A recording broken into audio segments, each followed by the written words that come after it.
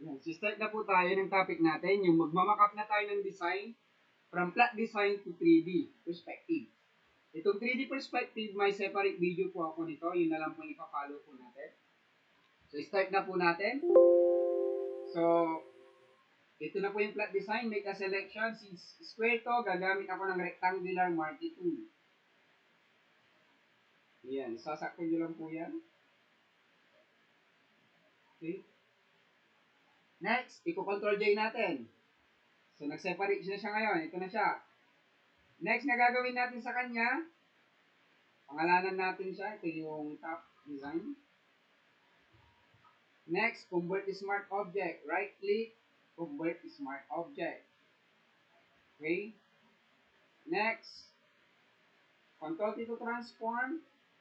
Ikutin natin. Ayan. Hold control. Then hold control.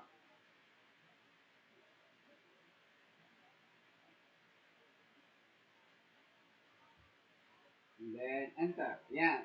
Para magkaroon ng dynamics, meron pa tayong gagawin dyan.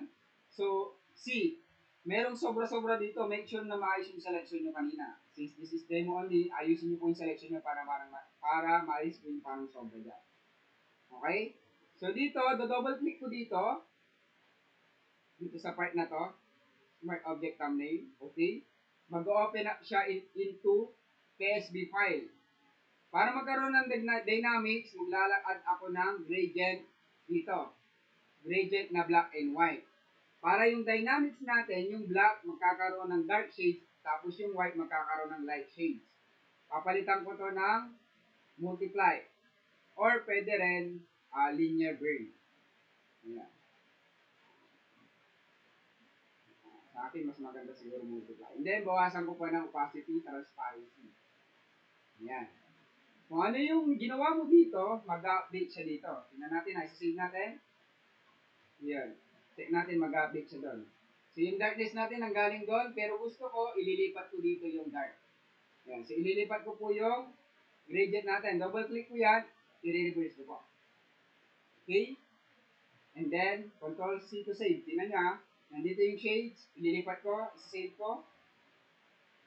Yan, nag-update na siya. Para hindi siya monotonous tignan. So ito, pwede ko na i-close. Kung gusto pang bawasan, bawasan pa natin na. Yung save natin. Yan, pwede ko na i-close yung PSB. Next, isunod naman natin ito, part na to, yung side.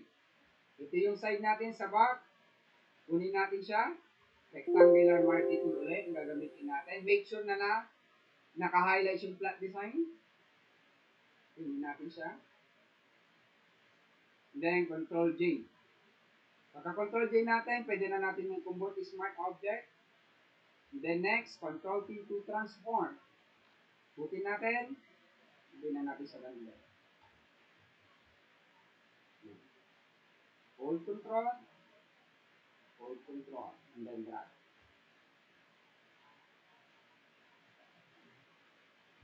And then dito, hold control. And then drag. Hold control. And then drag. Okay. And then, pag gusto mo mag-add ng shades din dyan, double click mo lang din doon ulit. Okay? And then, mag-add tayo ng shades. Gradient. Black and white. Then, tsaka ko reverse. Okay. And then, palitan ko ng multiply. And then, palitan ko ng opacity. Yan. Mag-update yun ngayon. Control-C to save. Ito na siya. Nag-update na. Then, pwede ko na i-close yan. Ganon din dito. Since solid color ito, itong part na to, solid na lang ilalagay natin na color. Make a blank layer. Make a selection using polygonal lasso tool. Click mo to. Click natin dito. Na-adjust ko po yung fan, yung window.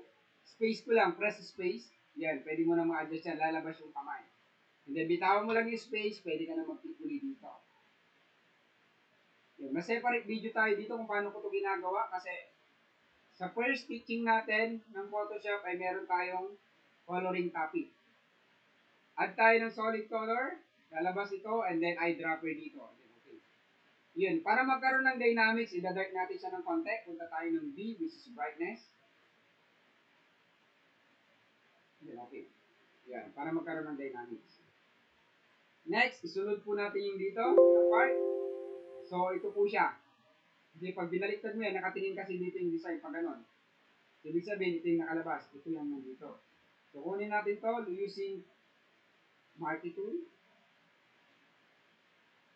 Oh, sobra.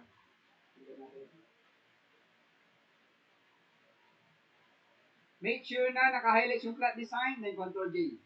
Right click, convert to smart object. Next, Ctrl T to transform, ikutin na natin. Yan. Before mo ikutin, kailangan naka-convert smart object ka na. Hold Control, then click drag.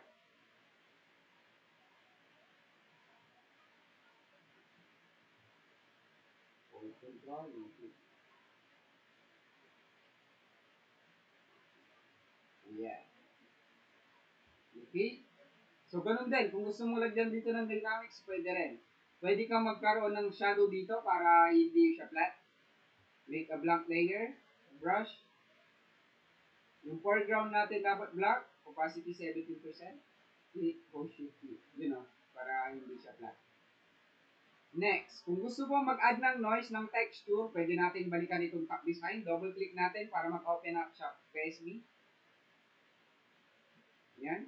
Then mag-add tayo ng noise. Add tayo ng solid color na gray. Yan, ito gray.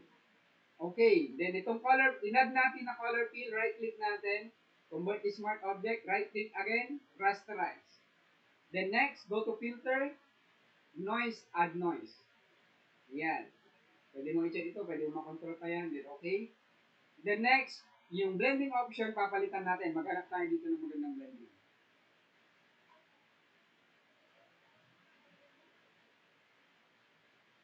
Yan, pwede rin yung screen. Lighten, pwede rin. Dark, pwede rin, pwede natin buwasan ng opacity. You know, yan, para magkaroon ng texture effect. You know. Then, pwede natin i-save. Mag-update siya dito ngayon. Ctrl S to save. Yan. Next, add tayo ng shadow. Make a blank layer sa ilalim. Brush. Siguraduhin ang foreground color natin ay black. Right click. Show from brush. Asan natin ang konting opacity. Hold click. Hold shift click. Click. Hold shift click. Yan. May shadow na tayo. Again, mag-add uli ako ng shadow po dito sa part na to. Depende kung gusto mo dito, dito, dito. Pero gusto ko ditong part. Make a blank layer ulit. So, pangalanan nyo na lang itong mga to para at least di kayo magkamali. Dito ako, shadow ulit.